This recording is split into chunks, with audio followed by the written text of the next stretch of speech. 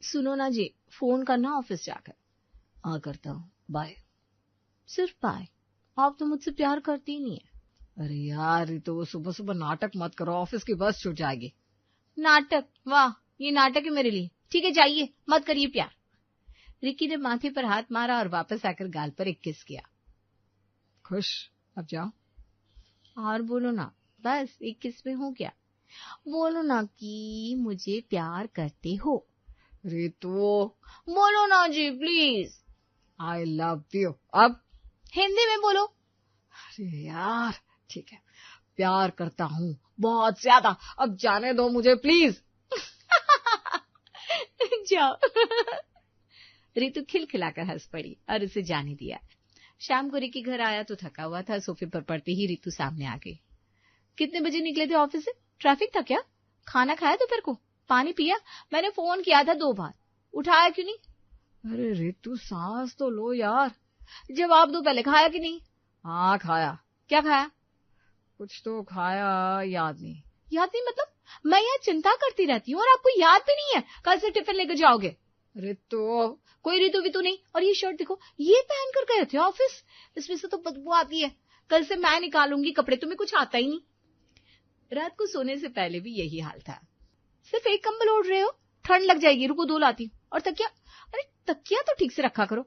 अरे मोबाइल रखो, आंखें खराब होंगी, कितना देखते हो। रितु सोने दो यार, मैं तुम्हारी भलाई के लिए कराई हूँ। रिकी ने चुपचाप मोबाइल रख दिया। शुरू में रिकी सोचता था ये प्यार है, पत्नी का यही तो काम होता है।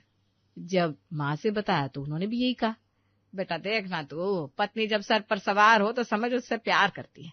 जिस दिन पूछना बंद कर देना उस दिन समझ लेना खत्म हो गया सब। माँ पर इतना पूछती है ना वो सुबह से रात तक। अरे तेरे बाप से पूछ, मैंने भी यही किया है पूरी जिंदगी। यही तो औरतों का प्यार होता है बेटा। रिकी मुस्कुराता हुआ वापस कमरे में आया। रितु अभी भी उसके तकिए की तह ठीक कर रही थी। रितु। हाँ? प्यार करता हूँ तुमसे। रितु रुक गई, फिर धीरे से मुस्कुराई। मैं भी, इसीलिए तो घनी बावरी हो गई हूँ तुम्हारे लिए। रिकी घर से निकला ही था कि फोन बजा। पहुंच गए? अरे रितु, अभी तो घर से निकला हूँ, 10 कदम चलाऊं। तो क्या हुआ, ट्रैफिक देख के चलना। और पानी की बोतल रखी है ना बैग में? हाँ रखी है, रखती तो हो तुम सब। ठीक है जाओ, ध्यान रखना। 5 मिनट बाद फिर फोन। सुनो, टिफिन में आज ना दाल चावल रखे हैं और ऊपर वाला डिब्बा पहले मत खोलना। क्यों? अरे पहले मत खोलना, बस लंच में खोलना। ठीक है। मेट्रो में घुसा तभी तीसरा फोन। मेट्रो में हो? हाँ। भीड़ है? हाँ है थोड़ी। बैग आगे रखना, पीछे रखोगे तो कट जाएगा। अरे तो क्या? मेट्रो में नेटवर्क नहीं आएगा, बाय। ऑफिस पहुंचते चौथा फोन। पहुंच गए? हाँ पहुंच गया। खाना लंच में ही खाना, इधर उधर मत घूमना। और हाँ सुनो, मेरे लिए कुछ काम नहीं करना वहां किसी और का। हाँ। अरे तो ये ऑफिस है। तो क्या, ऑफिस में सब सीधे होते हैं क्या? ठीक है चलो बाय, लव यू। रिकी ने फोन रखा, साथ में बैठे समीर ने देखा। भाई 4 फोन ऑफिस पहुंचने तक। यार छोड़ना। लंच टाइम में रिकी ने टिफिन खोला, नीचे दाल चावल, ऊपर वाला डिब्बा खोला तो अंदर एक चिट्ठी। गुलाबी कागज पर लाल पेन से लिखा था, आई लव यू जी, आपकी रितु। साथ में एक छोटा दिल बना हुआ। रिकी मुस्कुराया, पर तभी समीर ने भी झांक लिया। अरे भाई ये क्या है, लव लेटर?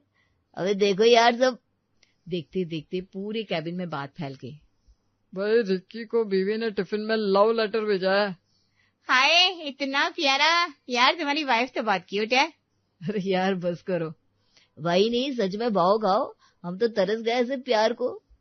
शाम को रिकी घर आया, रितु दरवाजे पर खड़ी थी। मिली चिट्ठी? मिली, और पूरे ऑफिस को भी मिली। मतलब? समीर ने देख लिया और सब हंसते रहे दिन भर। रितु थोड़ा रुकी, फिर बोली, राज दे दो, प्यार करती हूँ तुमसे, शर्म कैसी। रिकी कुछ बोलने वाला था तभी रितु ने उसे ऊपर से नीचे देखा। ये नीली शर्ट क्यों पहनी आज? मैंने मजेंटा वाली निकाली थी ना। अरे वो थोड़ी चमकीली लगी मुझे। चमकीली? वो बिल्कुल परफेक्ट है, और मैंने उसी रंग का सूट पहना था आज। हम मैचिंग लगते ना, कल वही पहनोगे बस। रिकी ने आंखें बंद की और लंबी सांस ली। ठीक है जी। रात को खाना खाते वक्त माँ ने रितु की तारीफों के पुल बांध दिए। बेटा देख ना, तू ऐसी बहू मिलती नहीं किसी को, सुबह से रात तक तेरा ख्याल रखती है। मैंने तो भगवान से मांगी थी ऐसी बहू। माँ पर, अरे पर कुछ नहीं, तेरे बाप को देख, मैंने भी यही किया पूरी जिंदगी, यही तो प्यार होता है। रितु मुस्कुराते हुए माँ को और रोटी दे रही थी। माँ जी आप भी ना। अरे सच्ची कह रही हूँ बहू, तो परफेक्ट एकदम। अगले दिन रितु ने उनकी मैचिंग फोटो इंस्टाग्राम पर डाली, मचिंटा शर्ट और मचिंटा सूट। कैप्शन लिखा था, मेरे और मेरे सब कुछ। कमेंट पर कमेंट आने लगे, इतना प्यारा कपल यार, भाभी आप तो लकी हो एकदम, ये तो गोल्स है सच में, रिकी भाई किस्मत वाले हो। रितु फोन लेकर बैठी थी और हर कमेंट रिकी को पढ़कर सुना रही थी। देखा जी, सब कह रहे हैं परफेक्ट कपल है हम। क्या खुश नहीं हो? हाँ हूं ना, पर अंदर से कुछ था जो चुभ रहा था। रिकी खिड़की के पास जाकर खड़ा हो गया, बाहर देखते हुए सोचने लगा। माँ भी कह रही है परफेक्ट है, लोग भी कह रहे हैं, रितु भी खुश है, तो फिर ये बेचैनी क्यों आया? 4 फोन रोज, टिफिन में चिट्ठी, मैचिंग कपड़े, हर चीज में दखल। प्यार होता है तो इतना भारी क्यों लगता है? उससे खुद से पूछा पर जवाब नहीं मिला, और डर ये था कि अगर मिल भी गया तो क्या करेगा वो उसका। शनिवार की सुबह रिकी का फोन बजा। समीर था। भाई आज शाम को चल, सब मिल रहे हैं, राहुल भी आएगा, पुरानी मंडली जमेगी। यार देखता हूँ मतलब भाई, 3 महीने हो गए, एक बार भी नहीं आया तू। अरे यार बताता हूँ ना शाम तक। फोन रखा ही था कि रितु आ गई। कौन था? समीर, शाम को मिलने बुला रहा था दोस्तों के साथ। आज? हाँ, पर आज तो हमने प्लान किया था ना, वो नई मार्केट देखने जाना था, और मैंने खाना भी सोच लिया था घर पर। और तुम होगी दोस्तों के साथ? रितु 2 घंटे की तो बात है। 2 घंटे? हाँ ठीक है, जाओ, मैं अकेले बैठूंगी, कोई बात नहीं। रिकी चुप हो गया। उसने समीर को मैसेज किया, यार नहीं आ पाऊंगा। समीर का जवाब आया, भाई फिर वही बात, ठीक है। अगले हफ्ते राहुल ने खुद घर आकर कोशिश की। भाभी 1 घंटे के लिए भेज दो ना, बस चाय पीकर आ जाएगा। हाँ क्यों नहीं, जाओ जी, मैं कब मना करती हूँ। रिकी उठा ही था कि रितु बोली, पर सुनो वो दवाई लेनी है ना तुम्हारी, और आज माँ को डॉक्टर को भी दिखाना था। और राहुल समझ गया, चाय पीकर चला गया। धीरे धीरे दोस्तों का लहजा बदलने लगा। भाई रिकी तो गया, भाभी की जेब में एकदम। यार बंदा बदल गया, पहले क्या था और अब क्या हो गया। व्हाट्सएप ग्रुप में मीम आने लगे, शादी के बाद दोस्त ऐसे गायब होते हैं। रिकी देखता रहता और कुछ नहीं बोलता। एक दिन उसने रितु से कहा, रितु तुम कब जाओगी मायके? मम्मी पापा याद नहीं करते? करते हैं, पर मुझे यहाँ अच्छा लगता है तुम्हारे साथ। पर रितु कभी जाना भी तो चाहिए ना, वो भी तो तरसते होंगे मिलने के लिए। तुम भेजना चाहते हो मुझे? अरे नहीं यार, मैं ये नहीं कह रहा। तो फिर क्या कह रहे हो, साफ बोलो ना, बोर हो गया हो क्या मुझसे? रिकी ने माथे पर हाथ रखा और चुप हो गया। धीरे धीरे रिकी के बहाने बढ़ने लगे। रितु आज लेट होगा, प्रेजेंटेशन है। यार वो कल मीटिंग है ना, सुबह जल्दी समीर के यहाँ रुक जाता हूँ। अरे आज बॉस से रोक लिया है, काम बहुत है। एक रात तो हद ही हो गई, ऑफिस में सब चले गए थे, रिकी अकेला बैठा था। कुर्सी पीछे की, पैर टेबल पर, आंख लग गई। न नरम गद्दा था, न रितु का उड़ाया कंबल, ऑफिस की ठंडी कुर्सी और एसी की आवाज। पर सुबह जब आंख खुली तो रिकी कुछ देर वैसे ही बैठा रहा। कोई फोन नहीं, कोई आवाज नहीं, कोई सवाल नहीं, बस खिड़की से आती धूप और चाय की तलब। उसे लंबी सांस ली। इतनी हल्की सुबह कितने महीनों बाद मिली थी। उधर रितु की पूरी रात करवटों में गई। रात के 2 बजे फोन किया, नहीं उठाया। 3 बजे मैसेज, जी सो गए, ठीक हो? 4 बजे माँ को जगाया, माँ जी फोन ही नहीं उठा रहे, क्या करूं? अरे बहू सोचा ऑफिस में होगा, थका होगा। पर माँ जी, बहू। रितु वापस बिस्तर पर आई, पर नींद नहीं आई। रिकी का तकिया सीने से लगाकर बैठी रही। सुबह जब रिकी घर आया तो रितु दरवाजे पर खड़ी थी, आंखें सूजी हुई। रात भर फोन क्यों नहीं उठाया? सो गया था यार। पता है मुझे कितना डर लग रहा था कि क्या हो गया होगा, कहाँ गए होंगे आप? अरे कहाँ जाऊंगा, बस अब सुबह जल्दी ऑफिस पहुंचने की टेंशन नहीं है। समीर ने मनाली का प्लान बताया तो रिकी ने 1 सेकंड भी नहीं लगाया। हाँ यार मैं हूं ना। सच में? रितु ने दे दी परमिशन? अरे यार जाना, टिकट बुक करा। घर में बताया कि मुंबई जाना है, ऑफिस का काम है 3 दिन। मुंबई अकेले? हाँ ऑफिस का काम है, क्लाइंट मीटिंग। कौन सा क्लाइंट? रितु, ऑफिस का काम है, समझती क्यों नहीं हो? रितु कुछ नहीं बोली, पर उसकी आंखें बोल रही थी। 3 दिन मनाली में रिकी ने जिंदगी जी। बर्फ में चला, दोस्तों के साथ हंसा, रात को खुले आसमान के नीचे बैठा। फोन साइलेंट था, पहाड़ों की हवा थी। वापसी में जैकेट की जेब में मनाली का रिटर्न टिकट था। घर आया, जैकेट कुर्सी पर टांगी। रात को रितु ने जैकेट उठाई, धोने के लिए जेब चेक की और वो कागज निकल आया, मनाली टू दिल्ली। रितु के हाथ रुक गए। दोबारा पढ़ा, तीसरी बार पढ़ा। जी, ये क्या है? रिकी ने देखा, पेट में जैसे कुछ डूब गया। मुंबई गए थे ना, तो मनाली का टिकट कैसे? कमरे में सन्नाटा। बोलो ना, चुप क्यों? मनाली गए थे क्या दोस्तों के साथ? मुझसे झूठ बोला। रितु, मैं सॉरी। सॉरी? बस सॉरी? मैं यहाँ 3 दिन तुम्हारी चिंता में थी, फोन करती रही, तुम मनाली में मजे कर रहे थे और झूठ, मुझसे झूठ। रितु की आवाज कांप रही थी। क्यों झूठ बोला? सच बोलते तो क्या होता? मैं मना करती। मैं कब मना करती हूँ? रिकी चुप रहा, माफी मांगता रहा, पर अब रितु बदल गई थी। अगले दिन से उसने रिकी का फोन चेक करना शुरू किया, लोकेशन ऑन करवाई, ऑफिस से निकलने का टाइम पूछने लगी हर रोज। आज जल्दी आ जाना। कहाँ हो अभी? समीर के साथ हो तो सीधे घर आना। रिकी को लगा जैसे सांस लेने की जगह और कम हो गई। पहले जो था वो भारी था, पर प्यार लगता था। अब जो था वो कुछ और था। नजर रखना और प्यार करना दोनों एक नहीं होते। बस खाली आसमान देखता रहा और पहली बार उसने खुद से सीधा सवाल पूछा, क्या यही जिंदगी है? रितु की सुबह आराम से शुरू होती। रिकी के जाने के बाद वो फोन उठाती, सहेली नेहा का मैसेज आया होता, सुन आज चलते ना फिल्म में, साउथ एक्स में। हाँ यार चलते हैं, दोपहर को। और सुन, उस पड़ोस वाली का सुना, उसके पति ने। और फिर शुरू होता घंटों का सिलसिला। चाय ठंडी होती रहती, गैस पर दाल चढ़ी रहती है और रितु फोन पर। उधर रिकी, सुबह 9 बजे से मीटिंग, फिर प्रेजेंटेशन, बॉस की नजर, डेडलाइन, लंच में सैंडविच और ठंडी चाय। शाम को फिर मीटिंग। रात 8 बजे घर पहुंचा, जूते उतारा, सोफे पर बैठा, आंखें भारी थी। बस 5 मिनट चाहिए थे, सिर्फ 5 मिनट का सन्नाटा। आ गए? इतनी देर क्यों लगी? ट्रैफिक था। ट्रैफिक था या कहीं और रुके थे?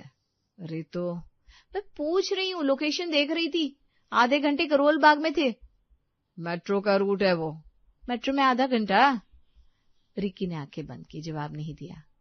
चुप हो जाते हो हमेशा, बोलते क्यों नहीं? रिकी उठकर बाथरूम में चला गया, दरवाजा बंद किया, नल चलाया, आईने में खुद को देखा। थकी हुई आंखें, ढीले कंधे। फिर फोन निकाला, समीर को कॉल किया। हाँ भाई बोल। यार क्या हाल है? भाई पूछ मत, आज घर आया तो पूजा ने पूरा हिसाब मांग लिया कि कल शाम को लोकेशन ऑफ क्यों की थी। मैंने बताया कि मेट्रो में नेटवर्क नहीं था, पर मानी ही नहीं। यार हमारा भी यही हाल है। भाई सच बताऊं, ऑफिस से निकलने का मन ही नहीं करता। घर जाओ तो लड़ाई, मी टाइम तो भूल ही जाओ। यार एक बात बता, क्या प्यार का मतलब यही होता है? लोकेशन चेक करना, फोन देखना, हर वक्त शक। समीर चुप रहा कुछ देर। भाई राहुल से पूछ, उसकी भी यही कहानी है। अगले दिन तीनों लंच में मिले। भाई मेरी सुनो, मैंने पिछले हफ्ते ईयरफोन लगाकर बस म्यूजिक सुना आधा घंटा, बस आधा घंटा, तो घर में ऐसा माहौल बना जैसे मैंने कोई जुर्म कर दिया हो। यार पर ये शक, ये नजर रखना, ये प्यार है? तो प्यार है तो, पर डर वाला प्यार है। खोने का डर है इतना कि दम घोट देता है। और इस डर का बोझ हम उठाते हैं। तीनों चुप हो गए। रिकी ने चाय का कप घुमाया। यार मैं थक गया हूँ, लड़ना नहीं चाहता, भागना नहीं चाहता, बस सांस लेना चाहता हूँ अपने घर में। तो एक बात बोलूं, प्यार वो होता है जिसमें दोनों को आजादी मिले, जहाँ सिर्फ एक को जीने दिया जाए और दूसरा सिर्फ देखता रहे। वो प्यार नहीं, कुछ और है। रिकी घर आया, रितु खाना बना रही थी। आज जल्दी आ गए? हाँ। समीर के साथ नहीं थे? नहीं। सच में? रिकी रुका, रितु की तरफ देखा। रितु, क्या मैं झूठ बोलता हूँ हमेशा? मैंने ये कब कहा? पर तुम्हारे हर सवाल में यही लिखा होता है। रितु कुछ नहीं बोली, कड़छी चलाती रही। रिकी कमरे में चला गया, लेकिन अब रिकी ने सोच लिया कि वो ऐसी जिंदगी नहीं जिएगा। रात के 11 बज रहे थे। रिकी उठा, चुपचाप तकिया उठाया और कमरे से बाहर निकल गया। कहाँ जा रहे हो? सोने। यहाँ नहीं सोओगे? रितु प्लीज। रितु की आंखें भर आई। क्या किया मैंने? हाँ, बताओ ना क्या किया मैंने अपना घर छोड़ा, माँ बाप छोड़े, सहेलियां छोड़ी, सब कुछ यहाँ लगा दिया और तुम होके तकिया उठाकर चल दिए। रिकी रुका, दीवार को देखता रहा। जवाब दो ना, मैं कहाँ कम पड़ी? खाना बनाती हूँ, ख्याल रखती हूँ 24 घंटे तुम्हारे लिए और तुम मुझसे भागते हो। रितु मैं भाग नहीं रहा। तो क्या कर रहे हो? बस सोना चाहता हूँ अकेले। रितु की सिसकी निकल गई। रिकी माँ के कमरे की तरफ गया, दरवाजा खटखटाया। रितु ने पीछे से आकर दरवाजे पर हाथ रख दिया। नहीं। रितु, माँ को क्यों बीच में लाते हो? अपनी बात मुझसे करो ना। रिकी धीरे से पलटा, रितु की आंखों में देखा। तुमने घर छोड़ा, मैं जानता हूँ, माँ बाप छोड़े, मैं जानता हूँ, पर रितु मैंने भी तो छोड़ा सब। फर्क बस इतना है कि मेरे माँ बाप उसी घर में है, पर शादी के बाद मैंने उनके लिए क्या किया बताओ? उनके साथ कब बैठा, कब पापा से बात की? सब कुछ तो यही है मेरा, फिर भी कुछ नहीं है मेरे पास। मैं हूं ना। हाँ तो फिर? रितु मैं अकेला रहना चाहता हूँ, बस थोड़ी देर। रितु ने रोना शुरू कर दिया। माँ की आंख खुल गई थी, कमरे से बाहर आई। क्या हो गया? रात को ये सब क्या है? माँ जी देखो ना, तकिया उठाकर जा रहे हैं। माँ ने रिक्की को देखा। बेटा क्या हुआ? रितु ने कुछ किया? नहीं माँ। तो? इतनी प्यार करने वाली बहू मिली है, खाना बनाती है, ध्यान रखती है, क्या कमी है? रिक्की के मुंह से कुछ नहीं निकला। सच ये था कि उसे खुद ही नहीं पता था कि क्या बोले। कमी क्या है बताओ ना खुद को। खाना मिलता है, प्यार मिलता है, देखभाल मिलती है, फिर ये सीने में क्या है जो रोज भारी होता है? बोलो बेटा। माँ मुझे नहीं पता। तीनों चुप। रिक्की ने तकिया सीने से लगाया। माँ रितु से प्यार है मुझे, सच में है, पर कभी कभी इतना प्यार मिलता है कि सांस नहीं ले पाता। और ये बात कहना चाहता हूँ पर कहूँ कैसे, क्योंकि जो कहूंगा वो सुनने में गलत लगेगा। कोई यकीन नहीं करेगा कि प्यार भी तकलीफ दे सकता है। कमरे में सन्नाटा था। रितु की आंखों से आंसू रुक गए थे। माँ की आंखें कुछ समझने की कोशिश कर रही थी और रिकी खड़ा था, तकिया हाथ में लिए, सब कुछ होते हुए भी खाली। रितु ने आंसू पोंछे। मैं समझी नहीं, प्यार कैसे तकलीफ देता है? मैं तो सिर्फ तुम्हारा ख्याल रखती हूँ, वो तकलीफ कैसे होगी? रिकी दीवार से टिक कर बैठ गया, फर्श पर, तकिया गोद में, लंबी सांस ली। रितु बैठो। रितु बैठ गई। माँ भी पास आकर बैठ गई। तुम सुबह 4 फोन करती हो ऑफिस जाते वक्त। मैं मेट्रो में रहता हूँ और तुम्हारा फोन आता है, लोग देखते हैं, दोस्त हंसते हैं, पर वो बात नहीं है। तो बात यह है कि उन 4 फोन में मुझे लगता है कि तुम्हें मुझ पर भरोसा नहीं है, कि मैं खुद नहीं पहुंच सकता, खुद पानी नहीं पी सकता, खुद कपड़े नहीं चुन सकता। अरे ये तो प्यार है। हाँ पर रितु, जब तुम मेरी लोकेशन चेक करती हो, जब मेरा फोन देखती हो, जब मैं दोस्तों से मिलने जाऊं तो रोने लगती हो, तब वो प्यार नहीं लगता। तब लगता है मैं कटघरे में हूं हर वक्त। रितु की आंखें फिर से भर आई। मैं ऑफिस से आता हूँ, थका होता हूँ, बस 10 मिनट चाहता हूँ खाली, पर उन 10 मिनट में भी सवाल है, शक है, लड़ाई है। रितु मैं तुमसे नहीं भाग रहा था, मैं उस घुटन से भाग रहा था। कमरे में सन्नाटा था। और मनाली में झूठ बोला, वो गलत था, माफी चाहता हूँ, पर वो झूठ इसलिए बोला क्योंकि सच बोलने की जगह ही नहीं थी। अगर कहता कि दोस्तों के साथ जाना है तो इतनी बड़ी लड़ाई होती कि जाना मुमकिन ही नहीं होता। रितु के होठ कांप रहे थे। मैं बस डरती थी। किस बात से? कि तुम चले जाओगे तो रो जाओगे, मुझे छोड़ दोगे। रिकी उठा, रितु के पास आया, उसका हाथ थामा। रितु मैं कहीं नहीं जा रहा, पर जिस डर से तुम मुझे रोक रही हो वही डर मुझे दूर कर रहा है, समझो ना यार। रितु फूट फूट कर रो पड़ी। मुझे माफ करो, मुझे पता ही नहीं चला कब मैंने प्यार को पकड़ से बदल लिया। मैं बस खोना नहीं चाहती थी तुम्हें। माँ अब तक चुप बैठी सब सुन रही थी। उन्होंने रितु का हाथ थाम लिया। बहू एक बात कहूं? रितु ने आंखें उठाई। तूने अपनी पूरी जिंदगी इस एक बंदे के इर्द गिर्द खड़ी कर ली। तेरा डांस गया, तेरी सहेलियां गई, तेरा मायका गया, तू खुद गई बेटा। जब तुम खुद खाली हो जाते हो तो डर और बढ़ जाता है, क्योंकि तुम्हारे पास खोने को बस एक ही चीज बचती है। रितु ने माँ को देखा। अपने घुंघरू उठा, क्लास जा, सहेलियों से मिल, मायके जा, अपनी जिंदगी जी। रिकी कहीं नहीं जाएगा। ये जोड़ी भगवान ने बनाई है, पर भगवान ने दो अलग इंसान बनाए थे, एक दूसरे की सांस नहीं। रितु की आंखें झुक गई। रिकी ने उसकी ठुड्डी ऊपर उठाई। रितु, मुझे तुम्हारी जरूरत है, पर मुझे वो रितु चाहिए जो खुश हो, जो नाचती हो, जो खिलखिलाती हो, वो नहीं जो सिर्फ मेरे लिए जीती हो और डरती हो। रितु ने पहली बार उसकी आंखों में झांका। सच में मैं घनी बावरी हो गई थी। रिकी मुस्कुराया। थोड़ी बावरी रहो, पर थोड़ी अपनी भी रहो। माँ उठी, दोनों को देखा और मुस्कुराई। चलो अब सो जाओ दोनों, बहुत रात हो गई। रिकी और रितु उस रात एक ही कमरे में सोए, पर कुछ हल्का था दोनों के लिए। और उस रात पहली बार रितु को नींद आई, गहरी, बिना डर के।